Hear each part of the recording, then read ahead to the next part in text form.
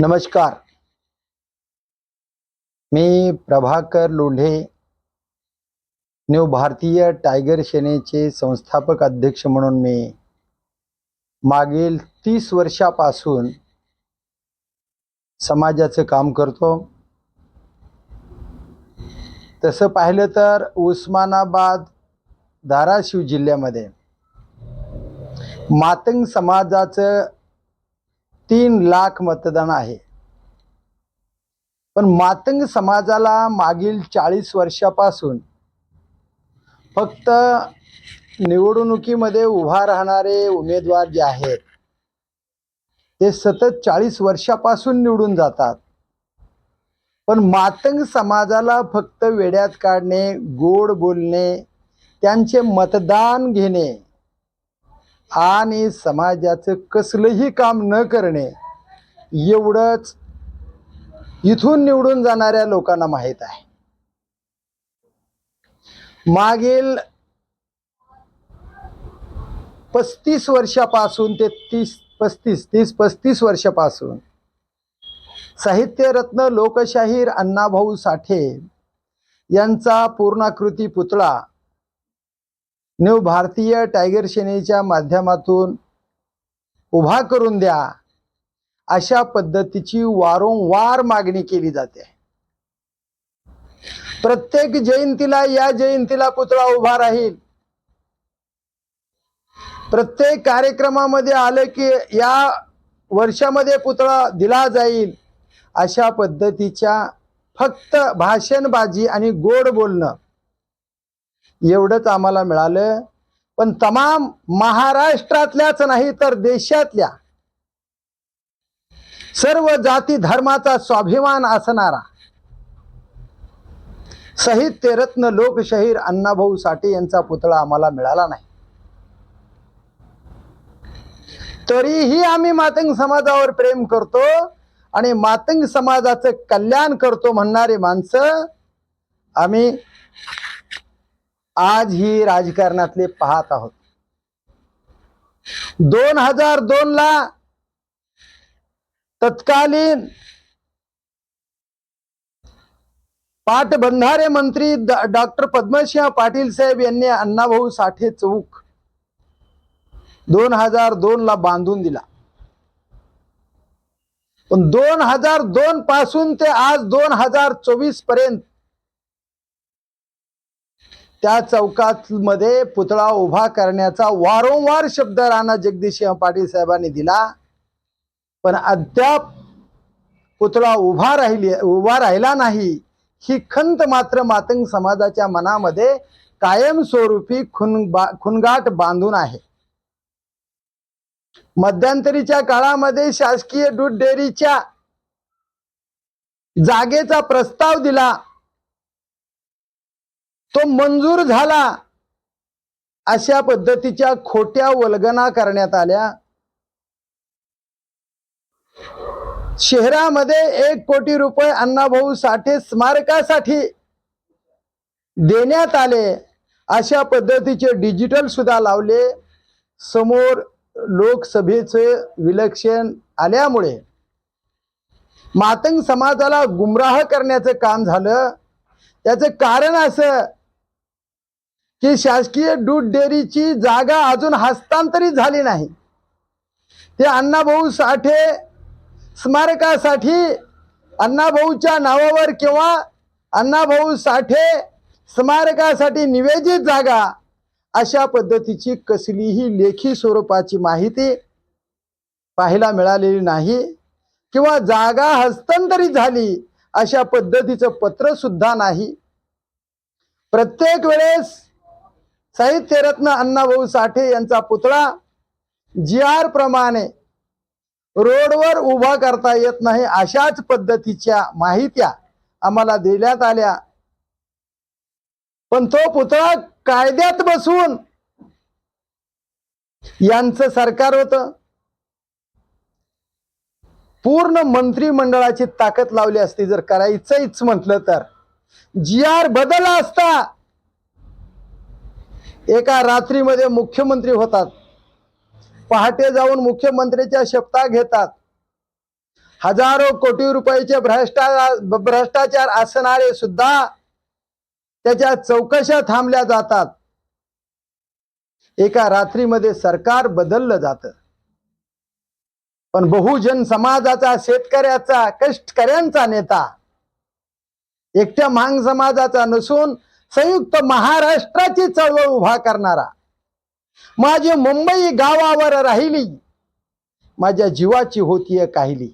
मुंबई, कारण मुंबई हिला महिना म्हटलेला आहे. महिना म्हणजे ज्या पत्नीला आपण अर्धांगिनी म्हणतो तिला महिना म्हटलं जातं. त्या महिन्याची उपमा मुंबईला दिली. आणि अण्णाभाऊ साठे म्हणले, माझी मैना गावावर राहिली, माझ्या जीवाची होती काहिली. आनंद वाटला त्यांना. ही मुंबई गुजरातला जाणार होती आणि ती मुंबई अडवण्याचं काम साहित्यरत्न लोकशाहीर अण्णाभाऊ साठे यांनी संयुक्त महाराष्ट्राच्या चळवळीमध्ये लढा देऊन महाराष्ट्राची राजधानी मुंबई ठेवण्याचं काम अण्णाभाऊने केलं. आणि त्या अण्णाभाऊचा पुतळा उभा करण्यासाठी एवढे बहाणे, प्रत्येक वेळेस बहाणे, आणि ते बहाणे केल्यामुळे अण्णाभाऊंचा तमाम महाराष्ट्राला स्वाभिमान असून सुद्धा अण्णाभाऊचं दर्शन धाराशिव जिल्ह्यातल्या साहित्यरत्न लोकशाहीर अण्णाभाऊ साठे चौकामध्ये पुतळ्याच्या माध्यमातून समाजाला घेता येत नाही. ही आमच्या मनात खंत आहे. आता राजकारण आले. आमच्या मातंग वस्तीमध्ये जातील, आम्ही एवढं काम केलं, तेवढं काम केलं, खोटे आश्वासनं दिले जातील. कदाचित दारूबाई बाटली, बिर्याणीची ताटली अशा सर्व पद्धतीच्या घोषणा केल्या जातील. 2000, 3000, 4000 रुपये सुद्धा दिले जातील. कारण म्हणतात लोक पैसे देऊन मतदान घेतात आणि पैसे दिल्यानं मतदान दिलं जातंय. माझी विनंती आहे मातंग समाजाला, अण्णाभाऊ साठे ही आपला स्वाभिमान आहे. अण्णाभाऊ साठेंचा पुतळा जो माणूस उभा करेल, जाहीर शब्द देईल आणि दिलेला शब्द तंतोतंत पाळेल, असा जर विश्वास मातंग समाजाला त्या माणसाचा आला तरच मातंग समाजाने त्या माणसाच्या पाठीमागे उभा राहावं, असं टायगर सेनेचा संस्थापक अध्यक्ष या नात्याने मातंग समाजाला आवाहन करतो. कुणाचीही गय करू नका, कोणी कुणाचं नाही. प्रत्येक माणूस आपलं मतदान घेऊन जातो, गुवाहाटीला जातो, 50-50 हजार कोटी रुपये लोक घेतात.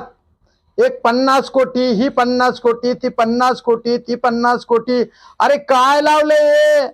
गोरगरिबाचं मतदान 2-2.5 हजारावर विकत घ्यायचं आणि ही 5-5, 50-50 कोटी रुपयाला स्वतः आमदार असून विकून घ्यायचं. म्हणजे किती मोठा व्यापार चालू आहे, किती मोठा तुमचा व्यवसाय चालू आहे. म्हणून मातंग समाज बांधवांनो, जर विकून कुणाला घ्यायचं असेल तर कोटी रुपयात विकून घ्या.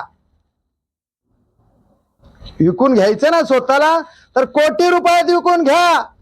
नाहीतर छोट्याशा वैलीच्या 1 किलोभर वैलीमध्ये विकून घेऊ नका. प्रत्येकाने आपल्या समाजाची पोती ओळखलेली आहे. अण्णाभाऊ साठे विकास महामंडळाकडून 7 लाख रुपयाची फायली डायरेक्ट NEFDC या माध्यमातून आपल्याला मिळाल्या जातात. डायरेक्ट दिल्लीहून त्या फायली बंद आहेत. 1 लाख रुपयाच्या फायली फक्त चालू केल्यात, ते पण टॉस केला जातो. 50 फायली फक्त दिल्या जातात.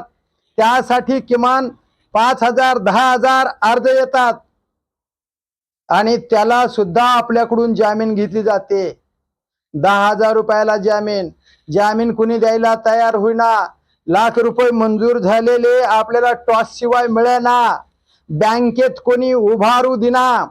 NSFDCच्या फायली दिल्लीहून डायरेक्ट आपल्याला 7 लाख 10 लाख रुपयाच्या मंजूर करून देण्याची जबाबदारी आणि डायरेक्ट महामंडळातून पैसे देण्यात यावे, कारण बँके आपल्याला मंजुऱ्या देत नाहीत आणि जरी मंजूर झाली तर जामीन दिल्याशिवाय आपल्याला कर्ज दिलं जात नाही।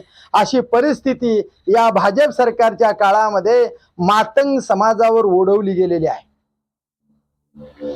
म्हणून माझी समाजाला एक विनंती आहे, ज्या माणसाने समाजाचं भलं केलं त्या माणसाच्या पाठीमागे उभा राहणं हे मातंग समाजाचं पहिलं कर्तव्य आहे। खरं पाहिलं तर काँग्रेसनं अण्णाभाऊ साठे विकास महामंडळ आपल्याला 1985 ला दिलं। त्या काँग्रेसच्या काळामध्ये मिळालेलं महामंडळ आतापर्यंत समाजाला आर्थिक सक्षम बनवण्यासाठी कार्यरत आहे। आता काँग्रेसचा उमेदवार या ठिकाणी नाही, त्याच्यामुळे त्या काँग्रेसला बोलण्याचा आपला अधिकार नाही, पण या ठिकाणी महाविकास आघाडीचा उमेदवार आहे। त्यांनी जर समाजासाठी जसं बोलल तसं काम केलं तरच तुम्हाला विश्वास आला तर त्यांच्या पाठीशी उभा राहा। दुसरे उमेदवार इथे अजितदादा पवारच्या अर्चनाताई पाटील आहेत आणि महाविकास आघाडीचे उमेदवार ओमराजे निंबाळकर आहेत। दोन्हीही उमेदवार जर आपल्याला विश्वास पात्र वाटला, कोणीही उमेदवार दोन्हीपैकी एक, आणि समाजासाठी प्रामाणिकपणाने जो काम करेल त्याच्या पाठीमागे मातंग समाजाने उभा राहायचं। कोण वाटणार आहे हे मला माहित नाही, तुमच्या मनात काय हे मला माहित नाही, पण समाजावर जो अन्याय करणारे माणसं होते आहेत त्या माणसाच्या पाठीमागे उभा राहू नका। जे समाजाचे कल्याण करतील, जे समाजासाठी अहोरात्र झटतील, आपल्या वेळेवर फोन उचलतील, आपल्याला फोन करून आपलं काम करतील, अर्ध्या रात्री मदतीला धावून येतील, जे माणसं आपल्या जीवाभावाचे वाटतील, ज्याचा विश्वास तुम्हाला आहे त्याच्या पाठीमागे खंबीरपणाने उभा राहा, कारण विश्वास पात्र असणाऱ्या माणसांची मातंग समाजाला गरज आहे। मातंग समाज हा प्रामाणिक समाज आहे। शिवछत्रपती शिवाजी महाराजापासून ते आतापर्यंत दिसल मांग तर फिटल पांग अशा पद्धतीच्या वल्गना करून मातंग समाजाला वेड्यात काढून मातंग समाजाचं मतदान घेतलं जाते। म्हण खरी आहे, दिसल मांग तर फिटल पांग, हे सुद्धा खरं आहे। आमचं तोंड बघितल्यामुळे तुमचा पांग फिटत असेल तर तुमचं तोंड बघितल्यावर आमचंही भलं व्हावं अशी अपेक्षा आम्ही माफक अपेक्षा का करू नये। आमच्या मतावर तुम्ही कॅबिनेट मंत्री, आमच्या मतावर तुम्ही खासदार, आमदार, केंद्रीय मंत्री, पंतप्रधान, मुख्यमंत्री, आम्ही दळभद्री, असं चालणार नाही। यापुढे मातंग समाजाला जो न्याय देणारा माणूस आहे, त्याच्या घरापर्यंत जाऊन त्याची अडचण सोडवणार आहे, त्याचे आडले नडले काम करणार आहे, अशा माणसाच्या पाठीमागे उभा राहा। आता या पिरियड मध्ये दोघंही माझं काम मी करतो, 100% करतो असे सुद्धा म्हणतील, पण तुम्हाला विश्वास ज्याचा आहे त्याच्या पाठीमागे खंबीर उभा राहा आणि तुम्ही उभारणार। मी सांगितलं ही तरी उभारणार आणि मी नाही सांगितलं तरी उभारणार, कारण तुम्हाला उमेदवार पडताळाय लावणे हे माझं काम आहे, पण माझ्यापेक्षा चांगली पडताळणी तुम्ही करू शकतात याची मला खात्री आहे, कारण माझा समाज खूप हुशार झालाय। कारण आपल्या समाजाच्या नेत्यांनीच आपलं वाटोळं केलंय, आपल्या समाजाच्या नेत्यानं आपल्याला आतापर्यंत आधार दिला नाही। ज्याच्या हाती सस तोच पारधी अशी एक म्हण आहे, तसं मातंग समाजाचे नेते भरपूर झाले। ज्याला मिळालं गबाळ तेच नेते 4 व्हीलर गाडीमध्ये हिंडायलेत, पळायलेत, 12 भानगडी। आजही आमचा समाज झाडू बांधून तोरकंड करून ग्रामीण भागात जगत आहे।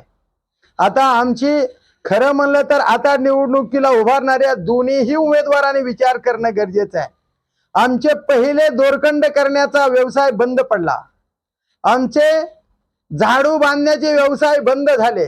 आमचा समाज गाव कुसाभाई राहणारा समाज, गावाच्या कडेला राहणारा समाज, सूरवीर असणारा समाज, हा समाज गाव राखतोय। ज्या पद्धतीने देशाची मिलिटरी देश सुरक्षित राहण्यासाठी देशाचं संरक्षण करते मिलिटरीमॅन, त्याच पद्धतीनं गावाच्या कडेला असणारे मातंग समाजाचे माणसं प्रत्येक गावात गावाच्या कडेलाच असतात त्यांचे घर. याचं कारण असं आहे की गावावर चाल करून येणारे दरोडेखोर, त्याच्याशी दोन हात करण्याची ताकद मांगाजवळ असते.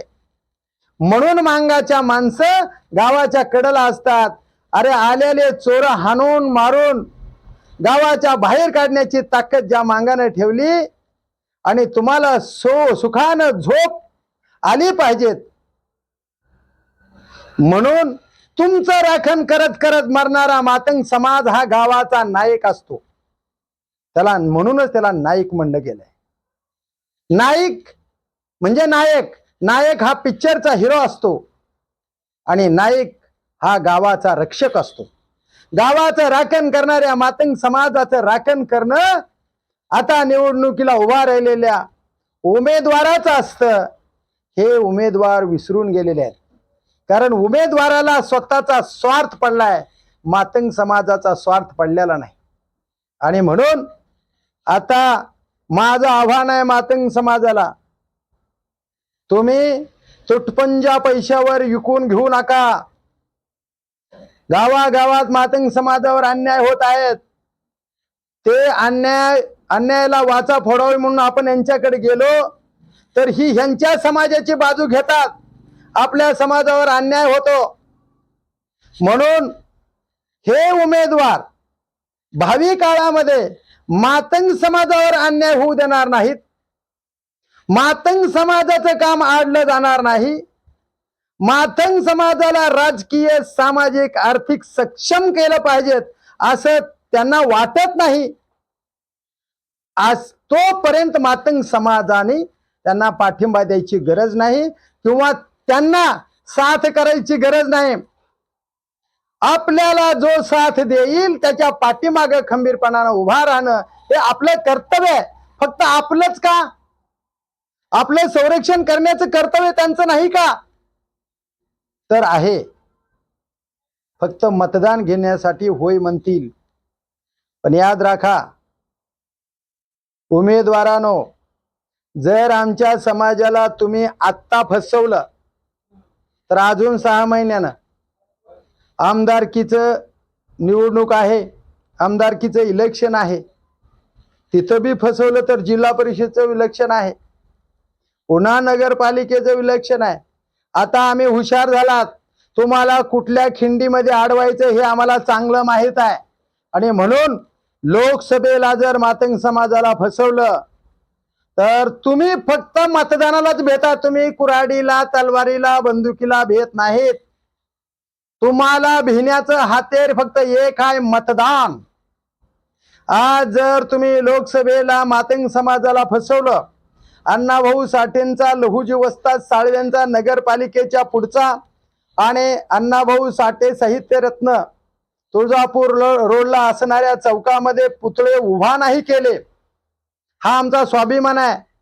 आम्ही स्वतःसाठी काय मागायला नाहीत, पण मातंग समाजाचा स्वाभिमान म्हणून हे 2 पुतळे अण्णाभाऊ साठे विकास महामंडळामध्ये किमान 1000 कोटी रुपयाची तरतूद, अण्णाभाऊ साठे विकास महामंडळामधून 25 लाख रुपयापर्यंत कसलीही जामीन न घेता कर्ज देण्यात यावं. मातंग समाजाला उभा करण्यासाठी, त्याला आर्थिक सक्षम करण्यासाठी मातंग समाजाला तन मन धनाने न्याय देणं गरजेचं आहे. या आमच्या मागण्या आहेत.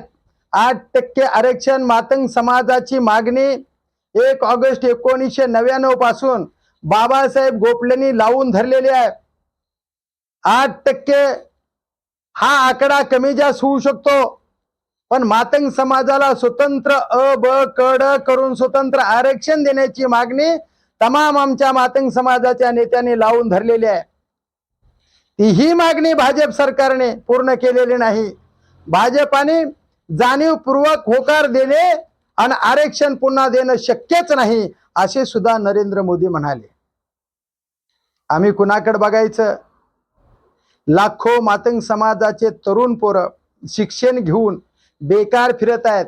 एकट्या मातंग समाजाचं जाऊ द्या, महाराष्ट्रातल्या सर्व जाती धर्माचे माणसं मराठा आरक्षणासाठी तर 48 तरुण मेलेले आहेत.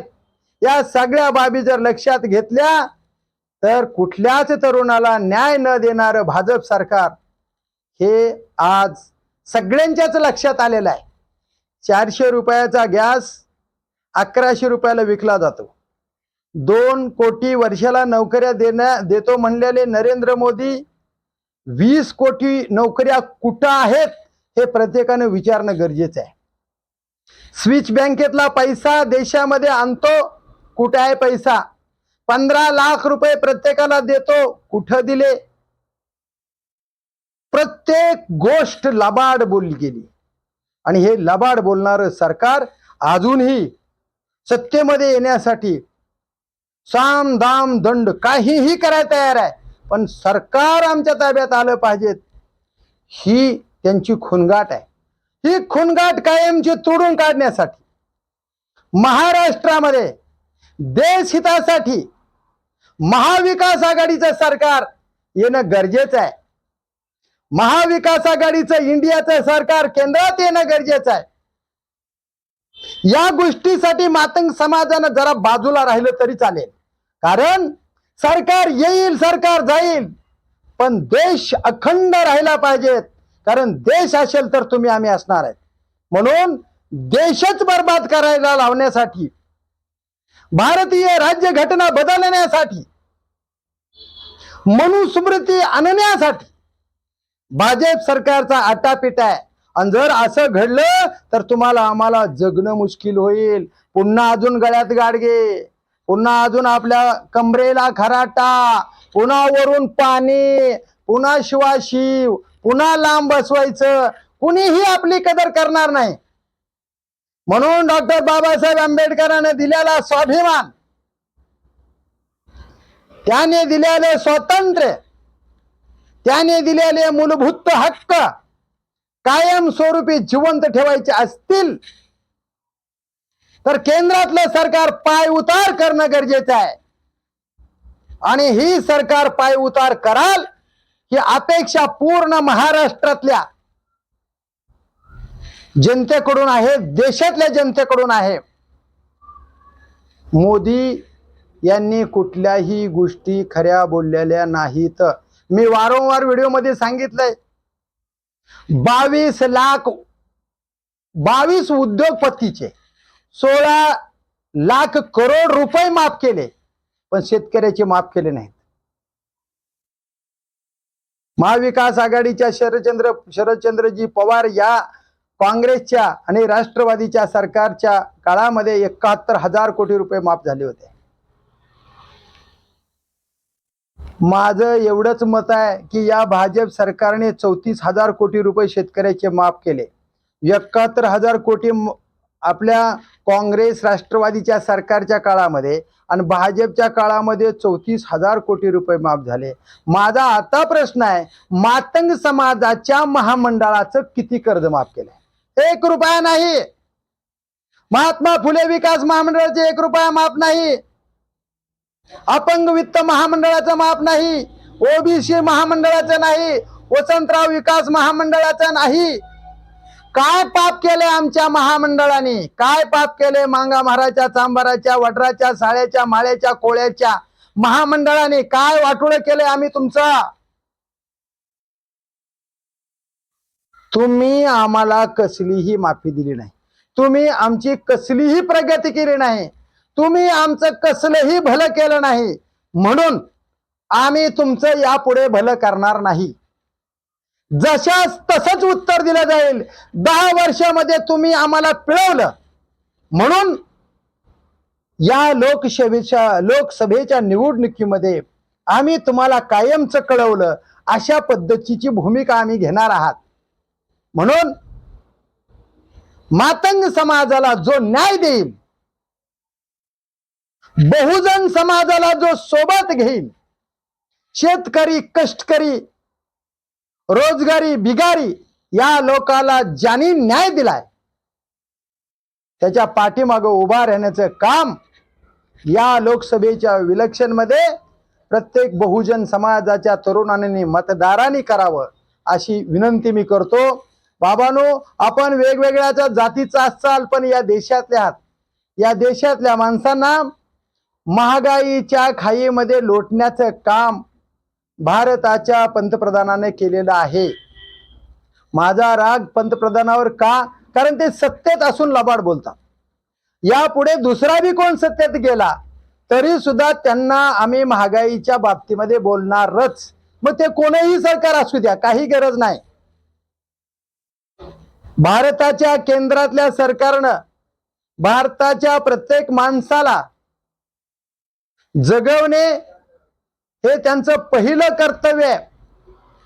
अहो, मुठभर लोकांच्या हातामध्ये सत्ता दिली आणि 90% बहुजन गोरगरीब समाजाचं वाटोळं करण्याचं काम या सरकारने केलं।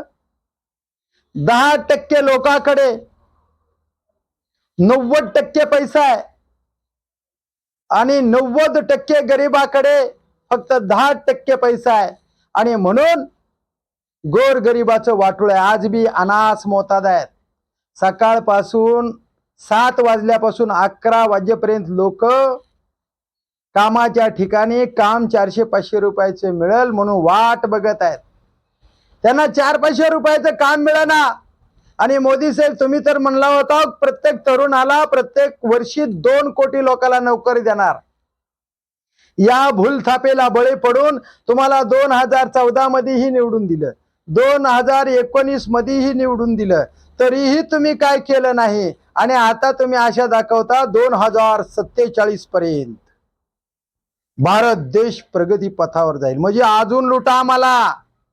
47 पर्यंत खोटी आश्वासनं देऊन मतदान घ्यान, बर्बाद करा, गरीबाला विकून टाका।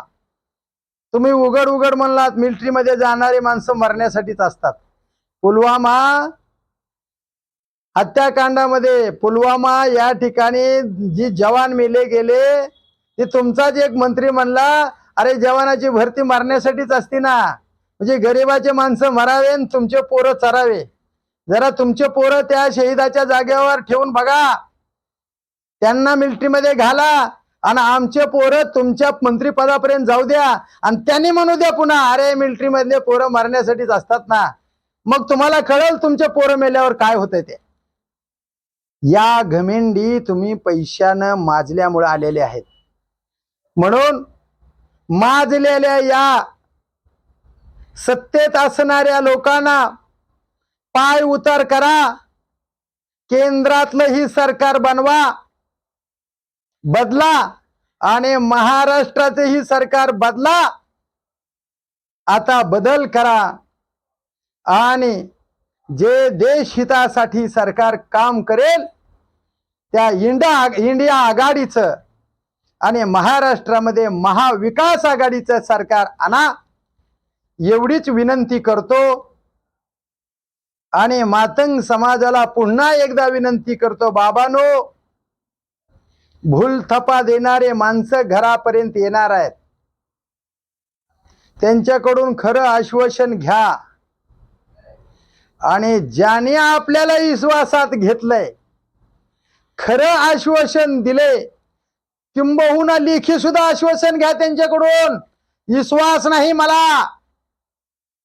आणि जे कोण मनातून अंतकरणातून तुम्हाला शब्द देतील, तुम्हाला विश्वास वाटेल, अशाच माणसाच्या पाठीमागं खंबीरपणानं उभा राहा, आणि समाज हितासाठी काम करणाऱ्या माणसाला निवडून द्या, एवढीच अपेक्षा व्यक्त करतो। इथंच थांबतो। धन्यवाद। मी प्रभाकर लोंढे, न्यू भारतीय टायगर सेना संस्थापक अध्यक्ष या नात्यानं हे आव्हान केलंय। माझ्या टायगर सेनेच्या सर्व कार्यकर्त्यांनी वेळोवेळी मला फोन करून विचारा कुणाच्या पाठीमागे राहायचंय ते। जे माणसं तुमच्या हिताच्या असतील त्याचं मी नाव सुचवेन, आणि तुम्हाला जर विश्वास वाटत नसेल तर तुमचं मतदान स्वतंत्र आहे, तुम्हाला जे वाटेल तेच करा। पण आपल्याला जिव्हाळ्यानं जो विचारात घेईल त्याच्या पाठीमागे आपण तुमच्या माझ्या विचारानं विचार करून उभा राहू, एवढीच तुमच्याकडून अपेक्षा व्यक्त करतो. तुमचं मत स्वतंत्र आहे, माझं सांगणं हे माझं कर्तव्य आहे. तुम्हाला समाजाला जे योग्य वाटेल ते करायचंय. टायगर सेनेच्या सर्व कार्यकर्त्याला पुन्हा एकदा विनंती, तुम्ही खूप हुशार आहात, तुम्ही एकनिष्ठ आहात, तुम्ही प्रामाणिक आहात. जे योग्य वाटेल ते करा. माझं आव्हान करणं हे कर्तव्य आहे आणि तुम्हाला समाजाच्या हितासाठी जो काम करणार आहे तो उमेदवार शोधण्याचा अधिकार आहे, ते तुम्ही शोधावा.